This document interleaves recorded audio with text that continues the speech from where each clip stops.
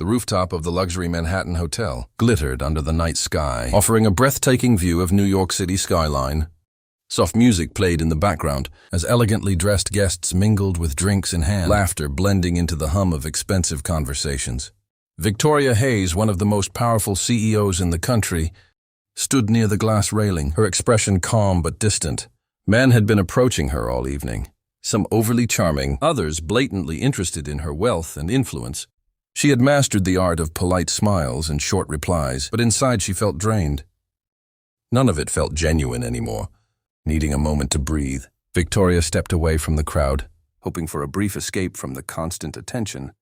That's when Richard Coleman, a well-known but notoriously arrogant businessman, followed her. "You've been avoiding me all night," he said with a smirk blocking her path. Victoria forced a composed smile. "I'm just here to enjoy the evening," she replied, trying to move past him. But Richard didn't step aside. Instead, he leaned closer, his tone growing more insistent, almost entitled. "Someone like you shouldn't be alone," he added, ignoring her discomfort. Victoria's patience began to wear thin as she firmly asked him to step aside. Instead of respecting her request, his expression hardened, clearly not used to rejection. The situation grew tense, drawing subtle glances from nearby guests who chose not to intervene just as Victoria was about to raise her voice. A calm but firm presence stepped between them. Daniel Carter, dressed in a simple uniform, had been quietly working nearby. "Sir, I think she asked you to move," he said evenly, though his clothes were modest. His stance was unwavering, creating a barrier that immediately shifted the atmosphere. For a brief moment, the tension hung in the air as Richard Coleman looked Daniel up and down, clearly unimpressed by his simple uniform. A mocking smile spread across his face. "And who do you think you are?" He scoffed, his tone dripping with arrogance. Daniel didn't react to the insult. He stood firm, his posture calm but unyielding. "Someone who knows when to step in," he replied quietly.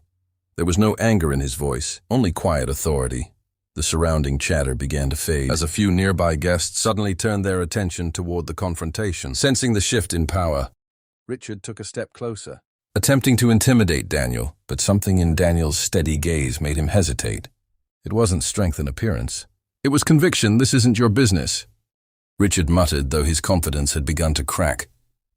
Daniel didn't move. "It became my business the moment she said no," he answered.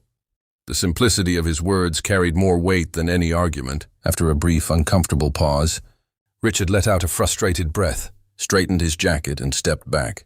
Without another word, he turned and disappeared into the crowd, unwilling to push further under the watchful eyes now surrounding them. Victoria exhaled slowly, only then realizing how tense she had been. She looked at Daniel, her expression softening with both relief and surprise. "Thank you," she said sincerely. Her voice quieter now, Daniel gave a small nod. Almost shyly, "No problem." "Just doing what anyone should do," he replied. But Victoria knew that wasn't true. No one else had stepped in. As the noise of the party returned, something between them felt different, genuine. For the first time that evening, Victoria wasn't thinking about status or appearances, only about the quiet strength of the man standing in front of her.